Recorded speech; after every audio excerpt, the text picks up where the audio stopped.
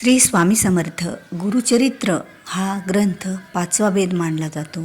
त्यामुळे गुरुचरित्र वाचन करताना फक्त 3 नियम जरी आपण पाळलेत ना आणि बाकी काही नाही केले तरीही चालेल, पण तरीही दत्त महाराज भाग्यात नाही ते सुद्धा देतील. कारण स्वामी समर्थ पुण्यतिथीनिमित्त 9 एप्रिल ते 15 एप्रिल या दरम्यान सप्ताह काळ सुरू आहे पुण्यतिथीचा. आणि या सप्ताह काळामध्ये बरेच सेवेकरी गुरुचरित्र पारायण वाचन करणार आहेत, पण बरेच सेवेकरी पारायणाला बसणार नाही आहेत. कारण त्यांना अशी भीती मनामध्ये निर्माण झालेली आहे की गुरुचरित्र पारायणाचे खूप नियम असतात आणि आमच्याकडून जर काही नियम झाले नाही तर खरंच आम्हाला त्याचे दोष लागेल का, पाप लागेल का, असा प्रश्न बऱ्याच सेवेकऱ्यांना, दत्त महाराजांच्या, स्वामी समर्थ महाराजांच्या भक्तांना पडलेला असतो आणि त्यामुळे ते पारायण करण्याचं टाळतात. चरित्र म्हणजे साक्षात दत्त महाराजांच्या सर्व लीलांचं वर्णन. दत्त महाराजांनी जेवढे जेवढे अवतार या पृथ्वी तलावर घेतले त्याचं वर्णन आणि बऱ्याच जणांचे दुःख दूर केले, त्यांचे कष्टसुद्धा त्यांनी दूर केले आणि सर्व इच्छा मनोकामना आपल्या भक्तांच्या पूर्ण केल्या. आता दत्त महाराजांनी श्रीपाद, श्रीवल्लभ, नरसिंह सरस्वती आणि आपलेच श्री स्वामी समर्थ महाराज असे अनेक अवतार धारण केलेले आहेत. पण दत्त महाराजांचा जो काही गुरुचरित्र ग्रंथ आहे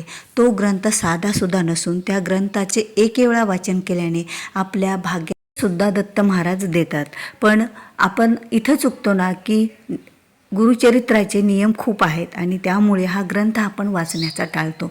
पण खरंच हा ग्रंथ ज्यांनी ज्यांनी वाचन केलेला आहे त्या सर्व सेवेकरांना, त्या सर्व स्वामी भक्तांना, दत्त महाराजांच्या भक्तांना त्यांचा अनुभव आलेला आहे की महाराजांनी त्यांना वेळोवेळी कशी साथ दिली आणि त्यांना संकटातून मुक्त केलं, काही त्यांच्या इच्छा मनोकामनासुद्धा पूर्ण केलेल्या आहेत. त्यांच्या भाग्यात नाही त्यासुद्धा गोष्टी महाराजांनी त्यांना दिलेल्या आहेत. अशा बऱ्याच भक्तांना अनुभवसुद्धा आलेला आहे. गुरुचरित्र पारायण ग्रंथ वाचणारा सुद्धा साधासुद्धा नसतो. कारण गुरुचरित्र ग्रंथ वाचणे, मनात येणे आणि तो ग्रंथ वाचन करणे, श्रवण करणे, ते 7 दिवस आपण दत्त महाराजांच्या सानिध्यात राहत असतो आणि त्यामुळे तर हा ग्रंथ वाचन करण्यामागे बरेच असे फायदे आहेत. काही गोष्टी तर अशा आहेत ना की आपल्याला नशिबाची साथ मिळत नाही, आपलं प्रारब्ध खूप जड असतं आणि प्रारब्धानुसार आपल्या काही गोष्टी नशिबातच नसतात. पण ही जर एक गुरुचरित्र पारायणासारखी सेवा आपण जर 7 दिवस हे पारायण वाचलं तर आपल्या नशिबात नाही ते सुद्धा दत्त महाराज देत असतात. म्हणजे बघा किती मोठा हा ग्रंथ आहे. या ग्रंथाच्या लीलातून तुम्ही वाचन ज्यांनी केले त्यांना तर माहीत आहे की या ग्रंथामध्ये अशा काही गोष्टी दत्त महाराजांनी दिलेली आहे की 60 वर्षाच्या वांज स्त्रीला सुद्धा मुलं दिलेलं आहे. वांज गाईलासुद्धा त्यांनी दुग्ध वर्धक केलेला आहे आणि अशा अनेक गोष्टी आहेत की वेल उपटून, घेवड्याचा वेल उपटून त्याखाली एक कुंभसुद्धा दिलेला आहे जो की द्रव्यांनी भरलेला.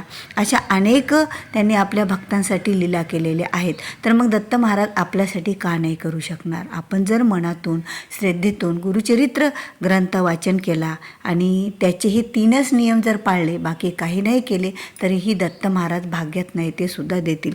आता बऱ्याच जणाला असं माहीत झालेलं आहे की गुरुचरित्र पारायण करायचं म्हटलं की बापरे खूप नियम असतात आणि त्या नियमाला घाबरून तो हा ग्रंथ वाचण्यापासून एवढे लांब जात राहतात. त्यांची इच्छा असून सुद्धा ते ग्रंथ ते वाचन करत नाही. बघा, तुमच्या मनामध्ये इच्छा निर्माण होणं म्हणजे अर्धी सेवा ही महाराजापर्यंत पोहोचलेली असते.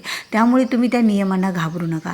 काही जणांना काही नियम करणं शक्यच होत नाही, काही घरातल्या अडचणी असतात, काहींना कुठेतरी बाहेर जॉबला जावं लागतं, त्यामुळे त्यांना गाव सोडून दुसरीकडे सुद्धा दररोज जावं लागतं. तर मग त्यांनी ग्रंथ वाचावा का? अवश्य वाचावा. दत्त महाराजांना तुम्ही असं सांगा की बाबा मी ग्रंथ वाचणार आहे पण मला जॉब आहे ना, त्यामुळे मला बाहेर जावं लागत आहे, तर दत्त महाराज तुम्हाला बाहेर जाण्याची अनुमती देतील. ज्या वेळेला तुम्ही महाराजांना अनुमती घेऊन एखादं काम चांगलं करत असाल त्यावेळेला निश्चितच महाराज तुमच्यासोबत राहतात.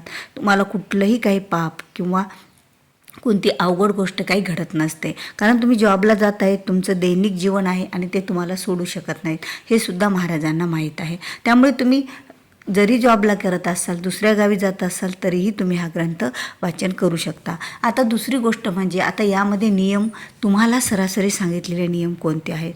तर बघा, तुम्हाला असं सांगण्यात येतं की गादीवर झोपू नये, क्वाटवर झोपू नये, बसू नये किंवा तुम्ही बाहेर गावाला जाऊ नये, अन्न खाऊ नये, पायामध्ये अनवाणी पायानं राहावं, काहीच पायामध्ये घालू नये आणि त्याचबरोबर आपण सत्य बोलू नये, ब्रह्मचर्याचं पालन करावं, विटाळ चंडाळ काही असणाऱ्या त्या लोकांचं खाऊ नये.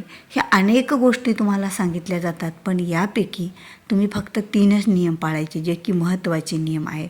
आणि हे महत्त्वाचेच नियम जर तुम्ही पाळून गुरुचरित्र ग्रंथ हा दिव्य ग्रंथ वाचन केला तर खरंच आपल्याला त्याची अनुभूती आल्याशिवाय राहणार नाही. बऱ्याच सेवेकरांना त्याची अनुभूतीसुद्धा आलेली आहेत की त्यांना एवढे नियम नाही पाळणं होणार, पण जे महत्त्वाचे नियम आहेत 3 नियम तेच नियम आपल्याला पाळायचे असतात. आता पहिली गोष्ट म्हणजे पहिला नियम तुम्हाला कोणता पाळायचा आहे? पहिला नियम म्हणजे तुम्हाला ब्रह्मचर्याचं पालन करायचं आहे. कारण एवढा मोठा दिव्य ग्रंथ आपण वाचन करत आहोत तर ब्रह्मचर्याचं पालन आपण करायचं. आता हा एक नियम झाला, तो म्हणजे महत्त्वाचा नियम. आता बऱ्याच जणाला असं सांगण्यात येतं की तुम्ही अन्न खाऊ नये. आता अन्न का खायचं नसतं बघा. अन्न टाळायचं यामुळं की लोकांच्या भावना कशा असतात तुमच्याविषयी माहीत नाही. त्यांनी जेवण बनवताना त्यांच्या मनात कुठले बरं विचार येतात हेही माहीत नसतं.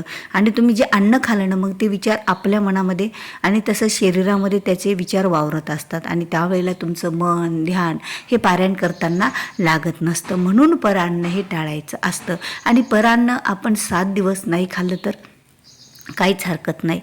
आणि आपलं पुण्यसुद्धा दुसऱ्याला आपल्याला जाऊ द्यायचं नसतं, म्हणून सुद्धा अन्न खायचं नसतं. आता हा दुसरा नियम आपण एक पाळायचा आहे की अन्न खायचं नाही, दुसरं कुणाच्याही घरचं आपल्याला खायचं नसतं. मग कुणाच्या घरचं खायचं असतं? आपले जे भाऊ आहेत त्या भावांच्या घरचं खायचं असतं.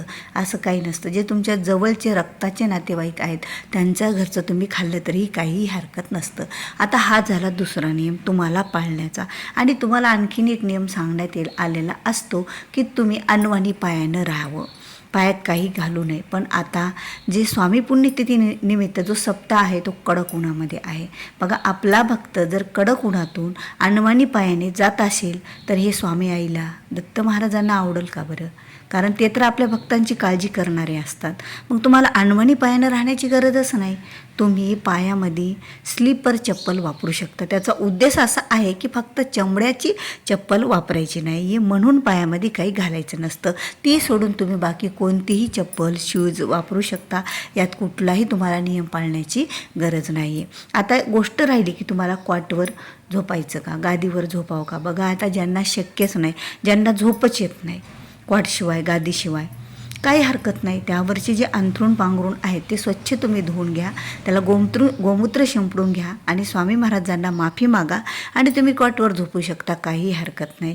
कारण असं नाही आहे की तुम्हाला काही गोष्टी शक्य नाहीत तर त्या तुम्ही सोडून द्या. कारण तुम्हाला जर त्या कॉटवर नाही झोपल्यामुळं, खाली जमिनीवर झोपल्यामुळं काही त्रास होत असेल तर हे सुद्धा महाराजांना आवडणार नाही. आणि तुम्हाला जर शारीरिक व्याधी काही झाल्या तर त्यावेळेला तुम्ही गुरुचरित्र हा ग्रंथ वाचताना तुमचं मन लागणार नाही आणि तुम्हाला सतत त्या वेदना होत राहतात. म्हणून तुम्ही हा नियम नाही पाळला तरी चालेल. आता महत्त्वाचा नियम आणखीन एक तुम्हाला पाळायचा आहे. तो नियम म्हणजे तुम्हाला आता बघा, ज्या वेळेला आपण कोणतं ग्रंथ वाचन करत असतो, पारायण वाचन करत असतो त्यावेळेला आता मांसाहार आपण करतच नसतो. काहीच आपण म्हणजे एरवीसुद्धा कुठलं दररोजची पूजा जरी केली आपण, एखादं काही पूजा असेल तर तेव्हासुद्धा खात नाहीत. तर एवढा ग्रंथ वाचत आहेत तर मांसाहार आपण खाण्याचा काही विचारसुद्धा देखील मनात आणू शकत नसतो. पण आपल्याला ज्या महिलांना विटाळ आहे, म्हणजे ज्या महिलांना 4 दिवसाचा जो विटाळ असतो, जो पिरियड्स असतो, त्या पिरियड्सवाल्या महिलांकडून जो काही स्वयंपाक बनतो तो स्वयंपाक आपल्याला खायचा नाही. कारण हा नियम पाळायचा आहे. कारण आपण एवढा पवित्र ग्रंथ वाचतो तर तशी आपल्याला जी काही निगेटिव्ह ऊर्जा असणाऱ्या व्यक्तीकडून आपल्याला ते जेवण बनवलेलं खायचं नाही आहे. हे 3 नियम कटाक्षानं आपल्याला पाळायचे आहेत. बाकी तुमचे कोणतेही नियम तुम्ही नाही पाळले तरीही चालतील. कारण हे 3 नियम हे महत्त्वाचे आहे गुरुचरित्र पारायण वाचताना. बाकीचे नियम नाही पाळले तरीही काही हरकत नाही. पण दिव्य ग्रंथ हा गुरुचरित्र वाचन जर आपण केलं तर आपल्याला अनुभूती आल्याशिवाय काही राहत नाही. दत्त महाराज आणि स्वामी महाराज हे साक्षात आपल्यासोबत राहतील, यात कुठलीही शंका नाही. तर खरंच तुम्हाला व्हिडिओ आवडला असेल तर व्हिडिओला लाईक करा, शेअर करा. चॅनलवर नवीन असाल तर सबस्क्राईब करायला विसरू नका. तर भेटूया पुन्हा अशाच एका नवीन आणि माहितीपूर्ण व्हिडिओ घेऊन. तोपर्यंत श्री स्वामी समर्थ.